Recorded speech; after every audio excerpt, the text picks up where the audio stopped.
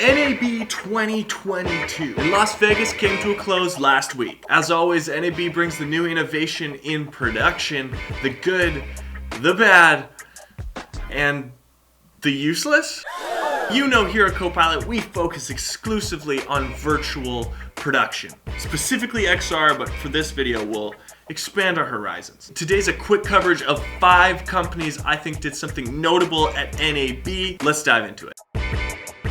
Now we're going to start off with something that I think is kind of comical, and it's that Sony came out with their Crystal B series LED wall with 2 different pixel pitches for LED volume use. Why is that funny? It's Sony. Isn't that like a big brand? Don't they always have something that we can look forward to? The funny thing is that in an interview, the Sony team member explicitly said that the Sony LED technology was going to bring accessibility to filmmakers beyond top-tier Hollywood productions. Sony's LED wall technology is super expensive. Who else would buy this tech except for top-tier Hollywood productions? You missed the mark on this one. A quick shout out to Brompton Tesla 330. Now Tesla is a user-friendly software that maps and enables custom control over your LED volume. It formats where each pixel should be. Now without Tesla or without Brompton, one way of translating what you see on your LED wall is through written lines of text code.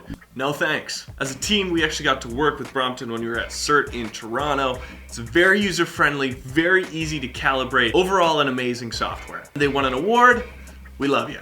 Now, it's not a video about virtual production without talking about the top dog, ILM. Their use of LED volume technologies increased production speeds 30 to 50%. Now, as the chief creative officer said, with that 50 to 30% increase, you can do a lot of things like speed up a production or use that extra time to make your production just a little spicier, a little better, a little... And that's what we expect out of ILM. Now, if you're at NAB, which full disclosure, I wasn't. Next year though. Probably saw View's Unreal Ride setup. In the middle of Central Hall, you could sit on top of this bike, put on a VR headset, and be a part of an Unreal Ride through this crazy virtual world. Definitely drawing a lot of eyes.